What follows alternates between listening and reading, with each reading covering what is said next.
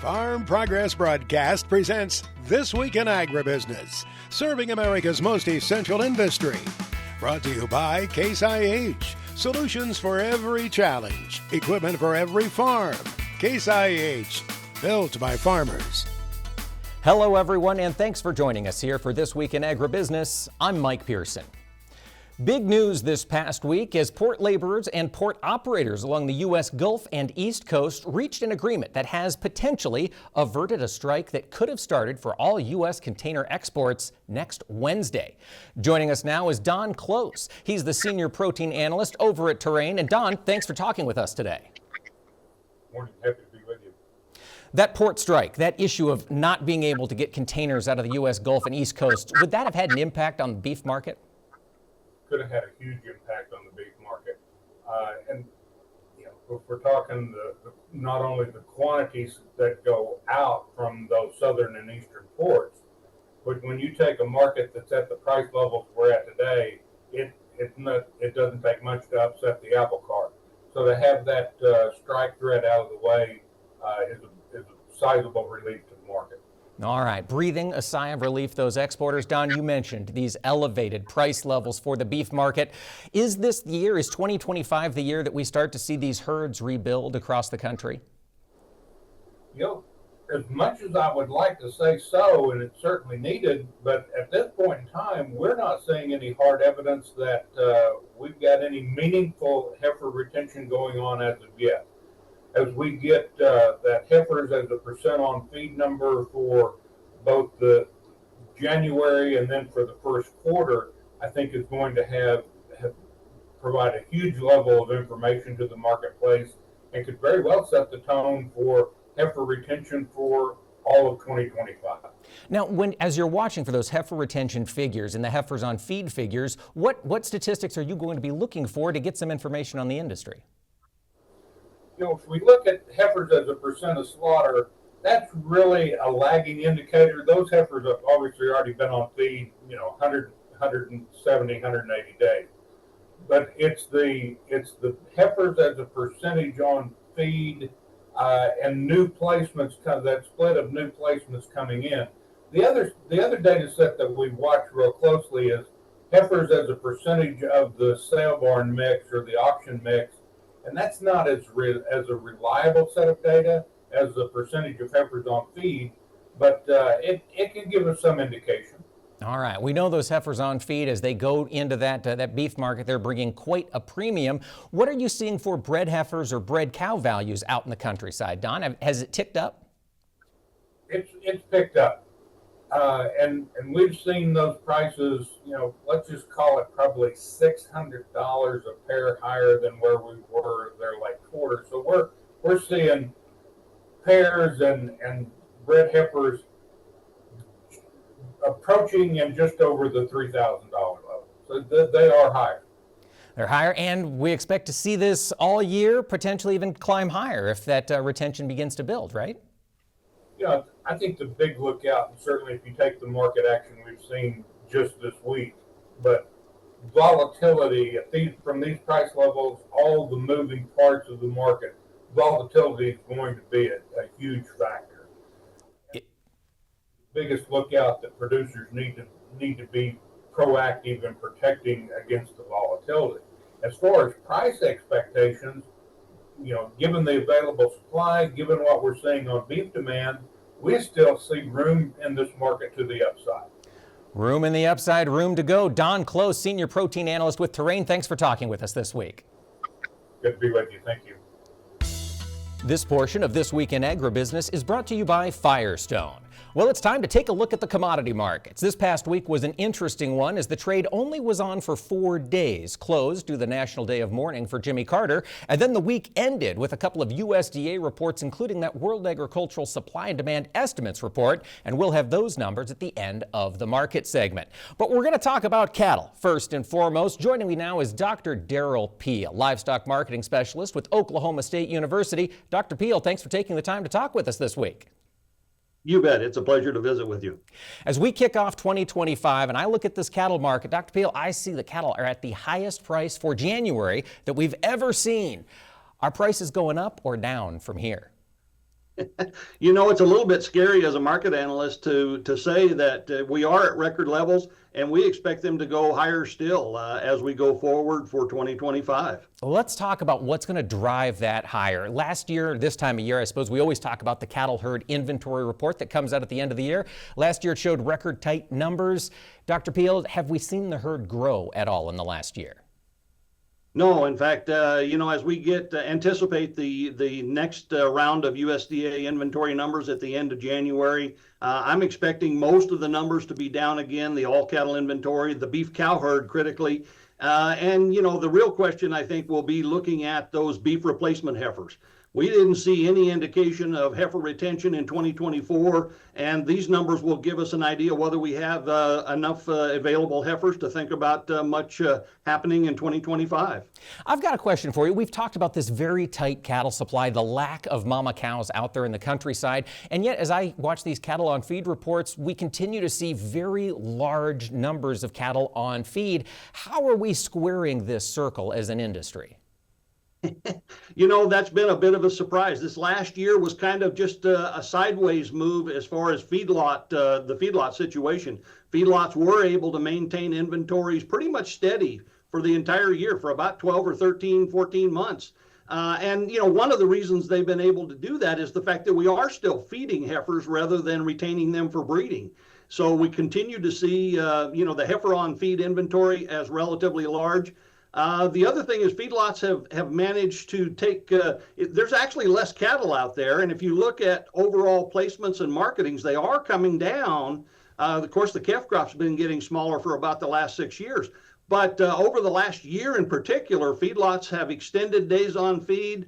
And so they're taking fewer cattle, but holding them longer in the feedlot. And it's kind of like keeping a water trough full. Even though there's less water coming in, you can hold it full if you don't let as much out either. And so we've managed to hold those inventories higher than expected up to this point. All right, but eventually we do imagine that cattle producers are going to start keeping those heifers back, starting to grow this herd. And that, I imagine, Dr. Peel, that's going to put extra upward pressure on these prices, wouldn't you figure?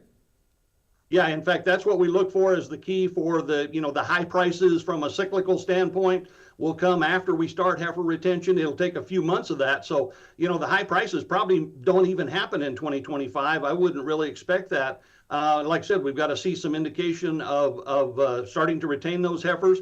That will force those feedlot inventories to come down. That's going to keep the supply pressure very tight and push these feeder and fed cattle prices to their peaks at some point down the road. But I think it's very likely not in 2025. We're probably looking out to 2026 at this point. Wow, this just continues to change. This cattle industry is always finding new ground here. We'll be back with more discussions of what's to come for the cattle producer with Dr. Darrell Peel of Oklahoma State University. This portion of This Week in Agribusiness is brought to you by Firestone. And we're back talking cattle markets with Dr. Darrell Peel of Oklahoma State University. And we were talking before we went to break about these record price levels. As we look out here in the futures market, we've got high prices all the way through summer. Dr. Peel, given your optimism for this market, are you still looking to hedge any prices here in the short term?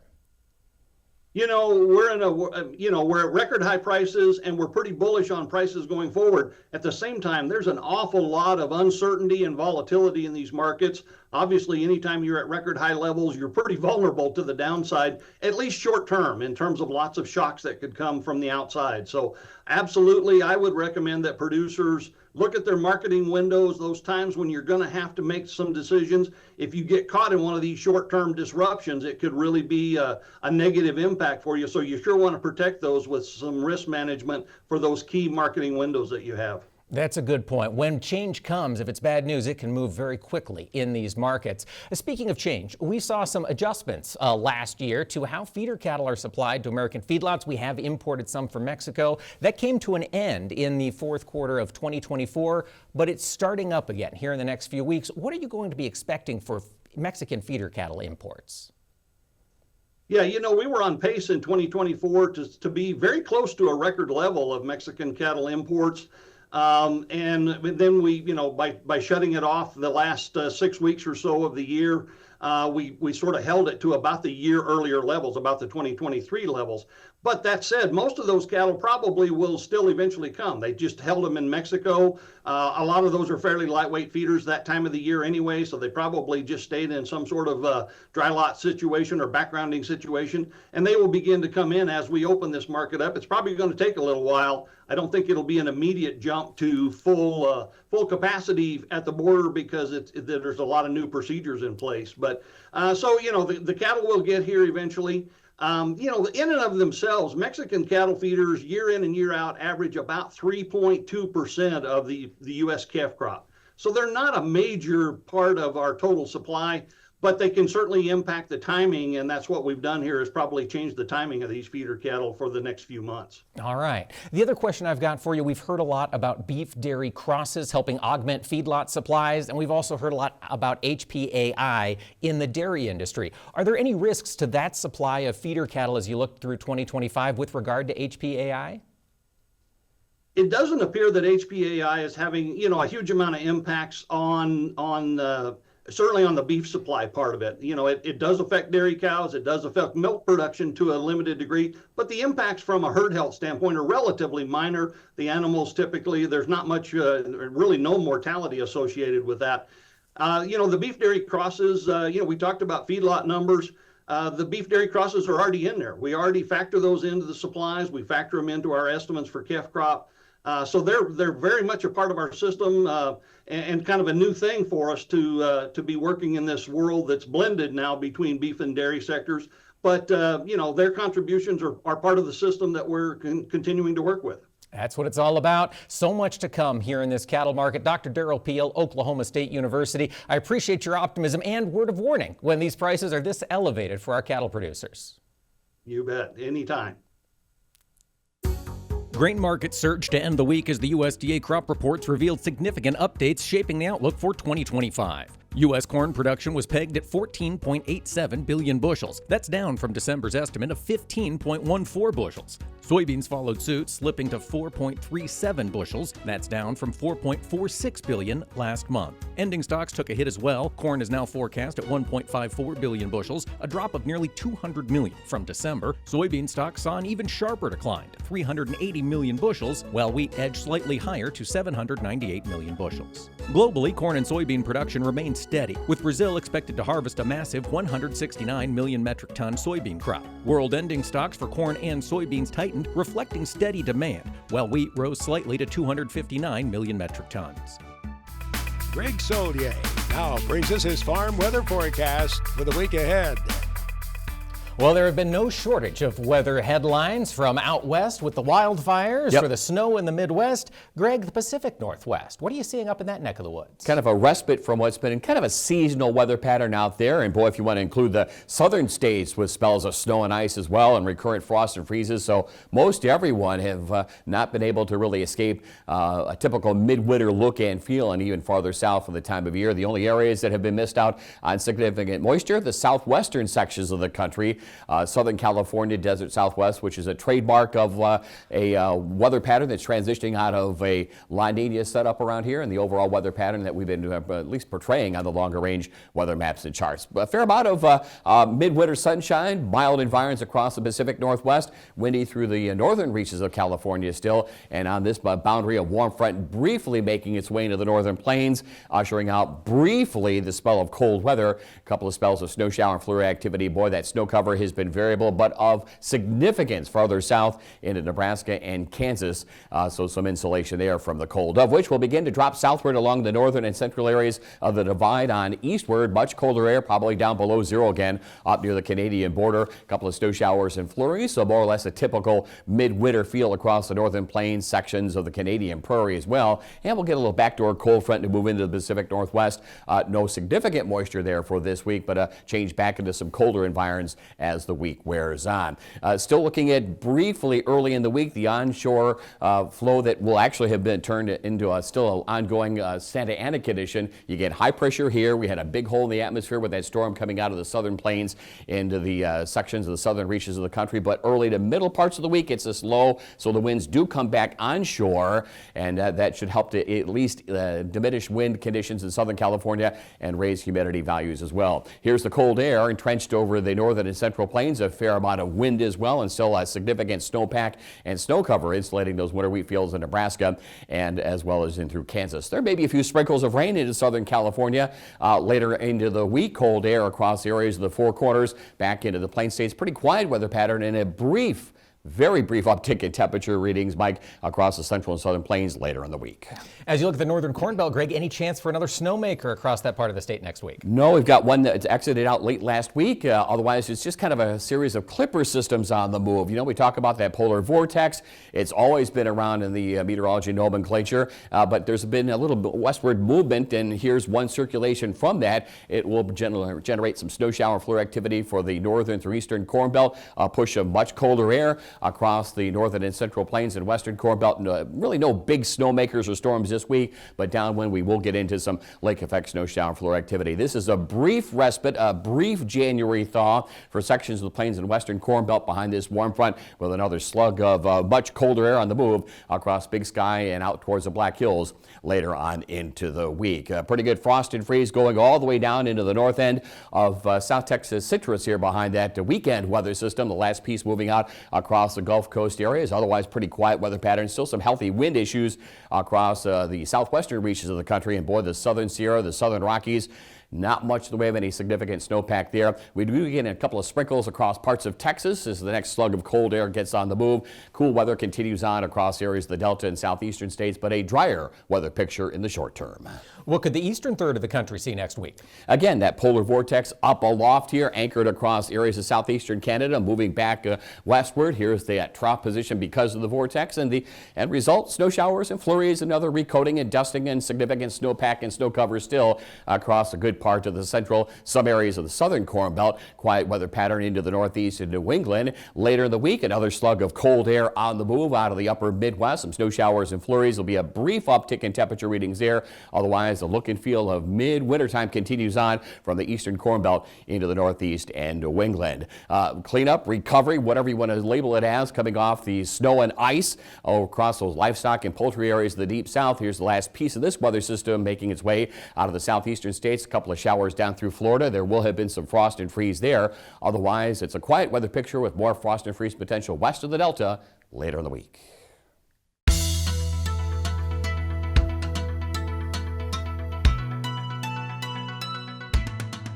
Well, there is certainly a lot of oversight in the industry of agriculture, and that's especially true if you are growing or raising things that are going to be sold to the public. There's a lot of testing that needs to go on to ensure those goods can make it out into the market. And Eurofins is a global company looking to grow in its relationship with agriculture. Our own Lainey Beatsma had the chance to talk with Ryan Baker about what he does with the organization. My lab is big on dairy, so all the Eurofins are set up as centers of excellence, basically. You have each site focuses on a set number of tests, and then what you do is, if you don't do it at that lab, you send it out to one of the other labs to get the specialty testing done. So my lab is actually a lot of dairy testing. So with being into the actual agriculture where the dairy testing, we've also started to do some more rapid pesticides inside there as well. So then anything that we don't do there, we go ahead and send it off to our sister labs and get that stuff done there. And that way, they all have one contact to go, one lab to actually deal with. And what kind of actual services do you offer farmers? Yeah, so for the farmers on the dairy side, we do a lot of producer testing. So we test the milk to see what was actually in there. So the fat, protein, the amount of bacteria that's in there, to how the actual paycheck of the producers are. And then we do other things like we do the pesticide residue testing, we do GMO, we do pathogen testing for all your top ones like E. coli, Salmonella, Listeria, and anything really that they would need for that. What do farmers say is their biggest challenge and the challenges that you see in this industry? So when it comes to farmers, especially the ag world, they want it really quick, is what it comes down to. So the quicker they can get through the tests, the better. But then you also have to make sure it's reliable and everything's all done under QA stuff. So that's the biggest one. Most of the things I always tell by people is that I get the sample. The farmers actually wanted the results last week is what they wanted. So trying to get that quick test and that quick turnaround is something that we always look for the ag world. What does turnaround time usually run? So turnaround time all depends on the test. So when it comes to the micro world, it is usually really short and quick. As technology starts to get more quicker, you get more accuracy sometimes. So for like the pathogens, we run like PCR, which is a DNA base, so we can get actual results within the next day. With traditional methods, are 5 to 7 days. So that's really helpful of that one. Looking ahead in 2025 and beyond, what does Eurofins have on the books for the future? We're really trying to get into the ag industry. We're trying to get into the meat and the produce market real heavily right now. We are kind of late in the game, and we're trying to get in there with our expertise to work on those for the future. If people want to learn more, how can they do that? We have a website. It's eurofinsus.com, so it's EUROFINS.US.com. Labor also remains a key concern on farms across the country, and this is especially true for specialty growers that need to hand harvest and hand weed. Western Growers, a co-op based in California, has been doing break-evens, figuring out the difference between weeding via laser and weeding via hands. We spoke with Walt Duflock, the Ag Tech Innovation Lead at Western Growers, about what they've learned. Well, the case studies were a big initiative that we took a while to get right and roll out. And what they tell us is that if you know the math of your operation and you know the math around the automation solution you're looking at, you should be able to figure out how the ROI comes out for you. And so the case studies are part one of that. Let's show the growers how other growers that look like them are using the robots and doing the math. So if you take a look at Carbon Robotics, the first one we did, this is a laser weeder that costs $1.4 million, right? So it's an expensive laser weeder. How did Braga Fresh, one of the biggest growers of conventional and organic and regenerative, look at the math? Well, they took 3,200 acres of organic crops across 7 crop types. They took a year one look at labor and they said, how much was weeding for our labor crews year one? $2.1 million. They looked at year two and they say, how much was that weeding with labor and robots year two? $1.3 million. So the $800,000 is the key to breaking the whole thing even. After 320 days of usage, you break that robot even. And once we knew that, we can roll out economic templates so folks can do their own math, and they can do that or we can help them. But the key to the case study was really doing the math that says, how much does that labor crew actually cost fully loaded?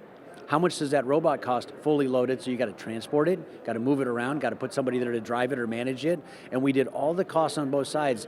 That's how we knew with Braga's help that the $800,000 number was out there. That's how we knew you could break that thing even in less than 2 years, even at $1.4 million. So knowing your numbers turns out to be the key. These case studies dive deep into the details of the Western Grower members, but you go a step beyond that with economic templates. What are those templates? How do they benefit farmers? So the template's just a fancy word for a nice spreadsheet, right? And it turns out the first key is to give them the spreadsheet template. So we did that, and it's about 30 lines of stuff that you need to pull out. Fuel, people, logistics, time, transport, all that stuff. And the key is, when we went out and did these case studies, you had a Western Growers team member of mine, Ben Pallone, go out and pull these numbers from the organization. Well, guess what? The same people that are organizing the labor are not always the same people that are organizing the trucks and the logistics, the transportation, the housing, and all that kind of stuff. So you've got to go into each department that touches some of the weeding operation and pull numbers out of them for a full year. That's not easy. So getting that baseline data was hard, and so getting the template out there helps people understand, look, you should read the case study, but that operation isn't yours. Braga Fresh runs an acre count that they have, a conventional and organic and a regenerative acre count that they have. Your operation's different. They're spread out over the acreage. You may not be. They're in different growing regions, growing locations, stuff like that. So we've got to do the math for your operation. Your logistics are going to be different. Your trucking is going to be different. You may be using domestic labor. You may be using international labor, right? So basically the template is the wake-up moment for the grower to realize you've seen Braga's math in the case study. Let's do your math, because their math doesn't matter once you know yours. Your math matters. Thank you, Walt, for that update. Fascinating changes happening on the ground. And folks, stick around. Later in the program, Chad Colby will join us with another autonomy update.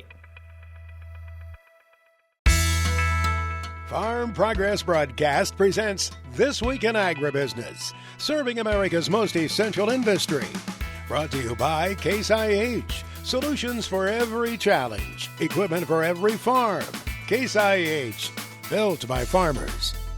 Welcome back to This Week in Agribusiness. Since a peak in mid-November, soybean oil values have been declining. There's concerns about demand for renewable fuel and also exports. But as the industry looks forward, growers are still optimistic and they are still working to innovate. Recently, I had the chance to talk with Kyle Durham. He's a farmer and United Soybean board member, and we talked about high oleic soybeans and what they're doing for the industry.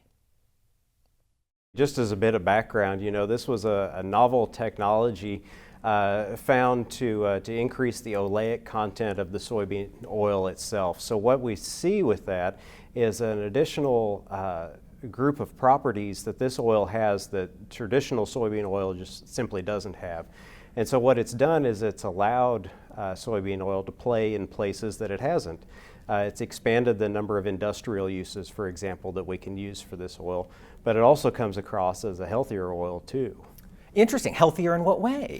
Because of the higher oleic content, other oils that are high in oleic content are things like olive oil. So, folks have recognized over the years, the beneficial properties of olive oil, and high oleic soybean oil could potentially, prove to have those same results. That is interesting. And I understand that also we're seeing high oleic beans work into feed rations. Is that right? Absolutely. That's been the most exciting thing here lately is that we've had several studies funded through the Soy Checkoff that have taken a look at roasting whole high oleic soybeans and including those in dairy cattle rations.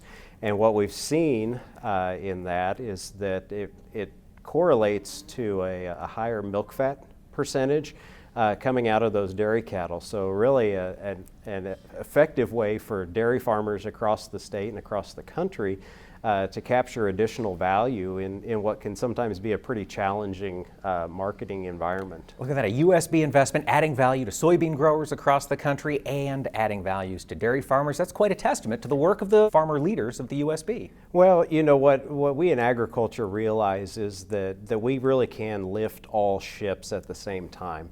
Animal agriculture has forever been the #1 consumer of soybean meal and whole soybeans. And that's not going to change anytime soon. So we realize at USB and through our other organizations that we have to have those strong partnerships with our brothers and our sisters in the animal agricultural world, not just because we both can benefit from one another, but because, quite frankly, a lot of our farmers across the country are raising hogs, or they're raising chickens, or they're raising beef cattle, and in addition to corn and soybeans. It's an industry working to produce better feed, to produce better livestock for all of us. Thank you, Kyle, for that update. Greg Soulje is back now with his extended farm weather forecast for the nation. Well, Greg's back with a look at precipitation in the week ahead. And Greg, what do you expect to see this week? Well, really, it's a kind of clean up, dig out, and recovery, and hopefully get the power grid back to where it needs to be across some of these southern plain states areas into the deep south and southeastern reaches of the country on the latest round of winter storminess that continues to propagate southward the past couple of features. But in any event, it is a much quieter spell of weather ahead for this week from a moisture standpoint. We still have this upper air circulation kind of pinwheeling back westward into the Great Lakes region. So downwind, there will be some significant snow, the water equivalent 1/4 to 1/2 inch. And here's the average rain snow line right here, but it will build southward as the week wears on. Some onshore conditions flow into parts of Florida with some scattered shower activity there. As the week wears on, we may introduce at least a few sprinkles and into the desert southwest into the weekend. Some spotty moisture expected, and late in the week, maybe some fair coverage moisture for parts of the Pacific Northwest. But no major storms this week, just a lot of cold air to contend with. Well, does that cold air stay in place for the week of January 20th? It does. There is really no sign of moving things out bodily. Here is this big upper air circulation trough over the middle part of the country onto the east. So readings are down well below average all the way to the Gulf Coast area. Well below average here through the upper Midwest will mean nighttime readings away from the Great Lakes influence below zero, and the cold extending back into the Pacific Northwest. Any warmth from the snowbirds over the southwestern reaches of the country. And we are not done with that fire situation as the winter wears on into the southwest southwest and southern California, where below moisture continues on. Here, significant moisture. This will be accumulating snow systems, clipper or at least moderate scale features on the move out of the upper Midwest, northern plains into the Great Lakes and the northeast of New England, and probably even an icy mixture as far south as the Carolinas as the month wears on. Do you see any sort of a warm-up as January comes to an end? Not really. I mean, we get some, moderation of temperatures. I hate using the word warm because a lot of times if you're going to get readings to come up, you're going to have a wind component into play as well. So below average over about the northern half of the country here with the slug of Arctic air moving slightly northward of the Sioux. Some warmth over the far southern reaches of the country, but that compaction of isotherms means a strong jet stream pattern. And still, this is good news from a dryness and drought standpoint. Same with the Dakotas, parts of the upper Midwest, but more significant snowpack and snow cover and probably some world travel issues and livestock issues as well in this part of the country. Moisture for the mid-Atlantic region into the northeast of New England, and still a dry weather pattern as you would expect in this setup over the southwest and into West Texas cotton. How about the first full week of February? Any warm-up? The groundhog will certainly be bundled up and certainly dreading this particular scenario because of the cold retreating, the warmth beginning to spread on northward briefly behind you, and a strong jet stream pattern Pacific Northwest into the mid-Atlantic region. It means this, a stormy setup for areas of the upper Midwest, Corn Belt into the northeast of New England, still high and dry across much of West Texas and the southwest. Our Farm Progress Roundup is sponsored by Brandt Industries. Lead the field with Brandt's lineup of versatile high-speed discs and achieve better results with every pass. Visit brandt.ca for more. Winter storm season is in full swing, and a couple of big snowmakers have already made their way across the Midwest. Our editor of the Missouri Ruralist, Mindy Ward, lives in Holstein, Missouri, and she was in the path of one of the storms this past week. Mindy, thanks for making the time to talk with us. Absolutely. It's a cold one here. I'll let you know. We're at 0 and I'm not used to that. I bet not. How much snow and ice came down in your neck of the woods? Right. We started with sleet and ice. And then we on top of it had about 5 inches. But as you go to the south of us, it was ice. As you go north of us, it was a little bit more of the snow. So we always say in Missouri, in summer, it's not the heat, it's the humidity. In winter, it's not the snow, it's the ice that'll get you. And so that's kind of causing some delays. Some of our roads just opened back up. I know that I-29 was shut down at the early part of the snow, but just yesterday we had some roads in our county finally open up. So kids are not in school. Oh, perfect. Kids are back to school. Hopefully some grain is moving again across northern Missouri. That'll be a move in the right direction. Now, Mindy, Correct. Of course, you are always covering the issues that are impacting growers across Missouri at Missouri Ruralist. What are the issues you're watching here as 2025 gets underway? Yeah, we're starting to look ahead to try to help farmers throughout this 2025 growing season. And one of these new rules that keeps coming on, and the EPA has a number of them, but it's really hard. Some of them are around whether you can spray, who can spray on your farm. But Mike, there's really one on the back burner that I've been watching since October, and that's that application exclusion zone. And that limits who or how far close to field boundaries, right, people can spray. Correct. So it started about 10 years ago. It was a way to protect those farm workers who were on agricultural ground that were, coming in contact with maybe those sprayers. But now it's kind of moved to that adjacency. And if you look across my road, it's those farmlands, they just abut county roads. I mean, you can walk 2 feet into the ditch and then you're up into the field. And so now there's that 125-foot buffers of who comes by there. We are in one of those recreation areas where people love to drive UTVs, ATVs. If they come in contact with those, that could impact farmers. But it's not just that buffer, it's also your droplet sizes you can use within those buffers. So farmers really need to pay attention this year of whether it's that fine or medium or larger that they're spraying within that 100 or 25-foot buffer. So you can think it goes beyond just our rural roads, they just come right up to it and you're spraying. So we have to pay attention to those. What we're telling farmers, apparently in the state of Missouri, is document. It's another rule they have to use and write down, but document what those spray droplet sizes are in the coming years. That's what it's all about. And visit MissouriRuralist.com to get the detailed in-depth article on the AEZ. Mindy Ward, thanks so much for filling us in this week. Yep, happy to be here. Next on This Week in Agribusiness, it's Max's Tractor Shed, where we spotlight another great American farm tractor. Well, the fellow who owns this Massey Ferguson tractor says in his part of the world near the Mississippi River in western Illinois, you'll find a lot of John Deere tractors. There will be a lot of internationals at any tractor show, festival, fair, or parade that you want to attend, any tractor pull, but you won't find too many Massey Fergusons. Dave Bockold of Pearson, Illinois, grew up with Masseys. He drove them as a younger man, and he owns a couple of them today. Let me show you his 1970 1080.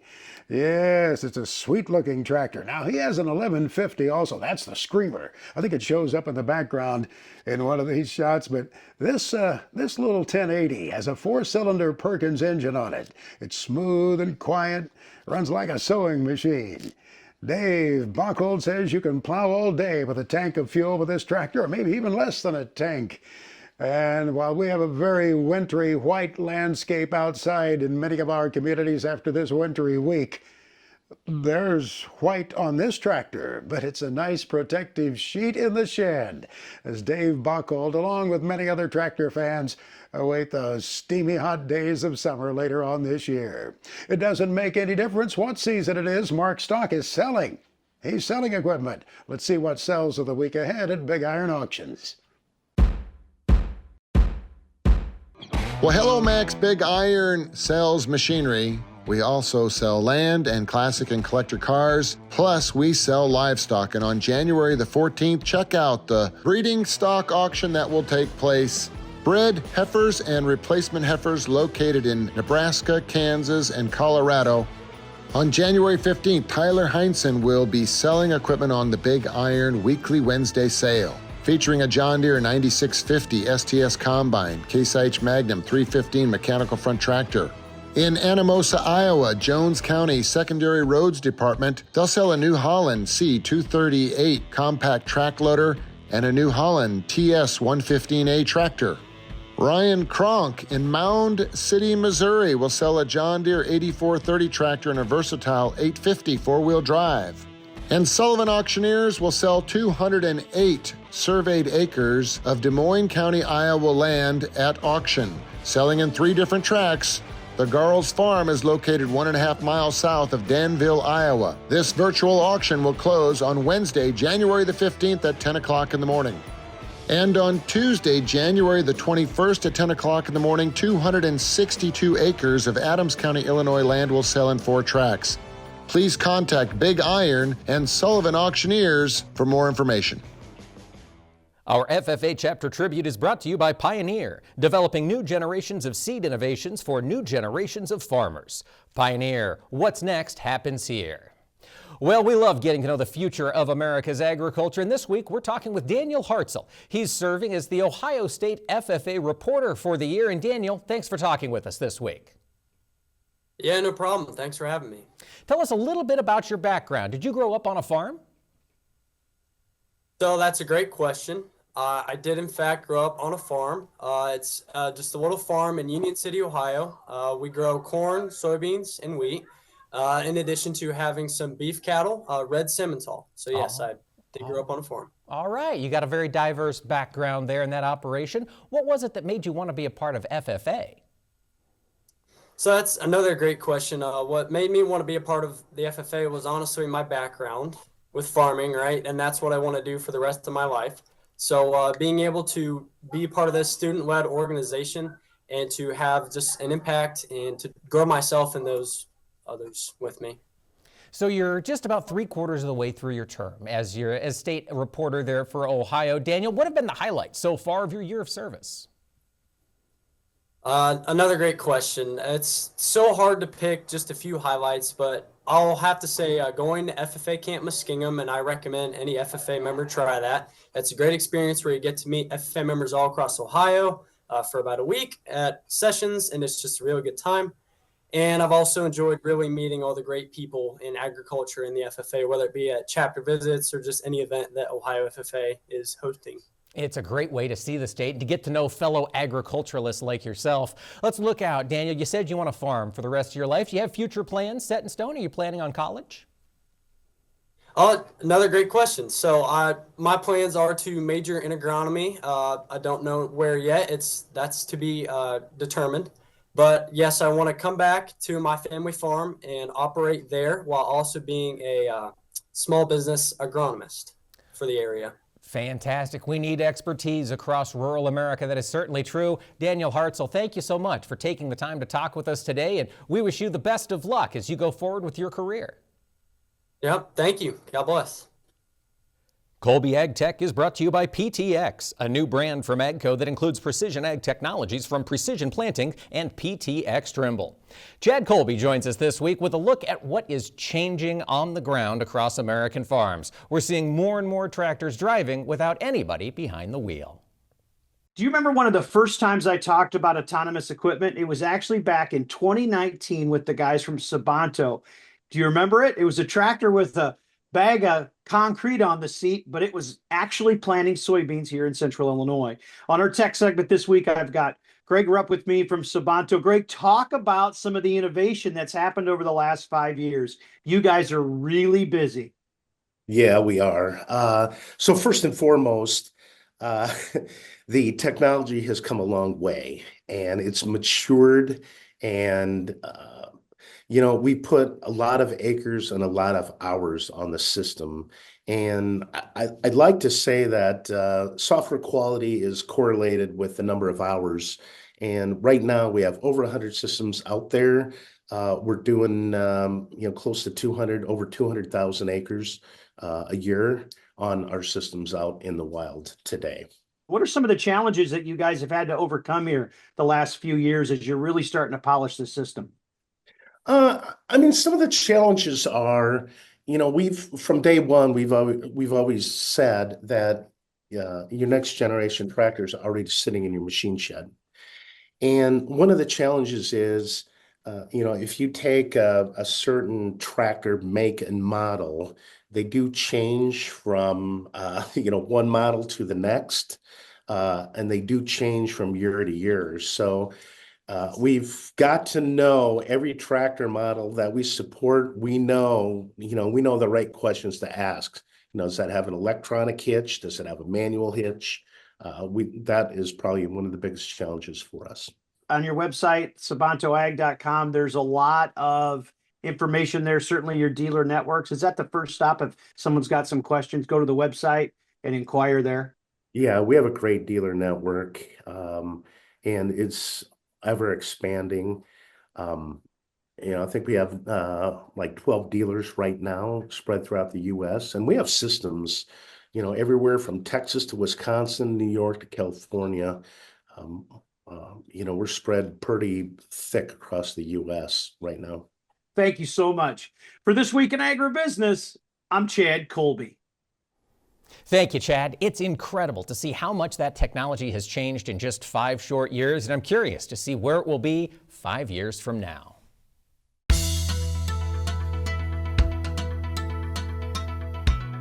What's the next key innovation to take farms to that next level of productivity? We've seen chemicals, we've seen machinery, and many farmers are now hoping it's biologicals. Recently, our own Lainey Beatsma was out in California, and she had the chance to talk with Gina Bella Colfer of Wilbur Ellis. And Lainey asked, what is she doing with biologicals? In my role, we are looking at new products, biologicals in particular, and so we, at Wilbur Ellis, we're trying to vet out these products. And so the research and development of these products is really important, and then also searching out these products to vet the companies, to make sure that they are companies that we want to work with and that have products that fit our portfolio. So looking and talking to different manufacturers of biologicals, and then running research and development that fit our growers' needs. So we're looking for solutions for our organic growers, but then also crossover products that fit into the conventional market to replace or be rotations for their conventional products.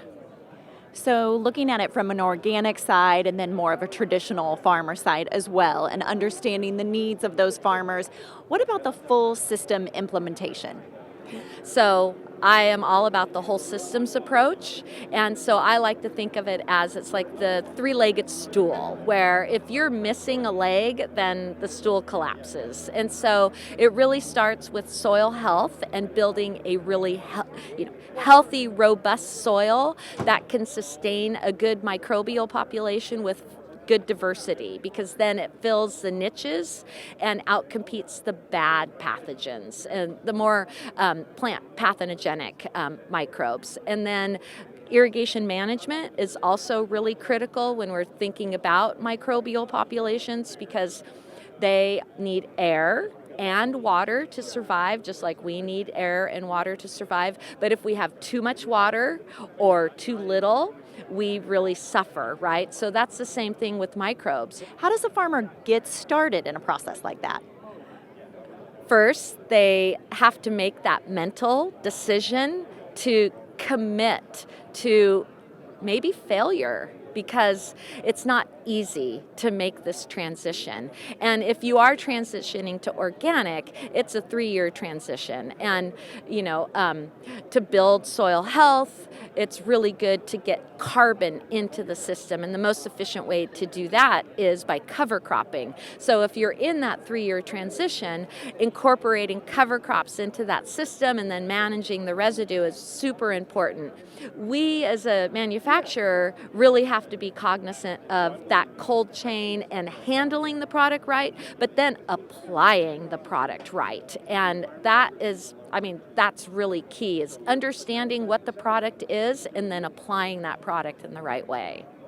It's been fascinating to watch biologicals rise to prominence in the ag industry. Of course, these products start out in a laboratory, but now we're to a point that growers across the country are actually trying them on the ground, and we're seeing how they work. Thank you so much for tuning in this week. Be sure to catch us next time right here for This Week in Agribusiness. This Week in Agribusiness has been brought to you by Case IH. Solutions for every challenge. Equipment for every farm. Case IH, built by farmers.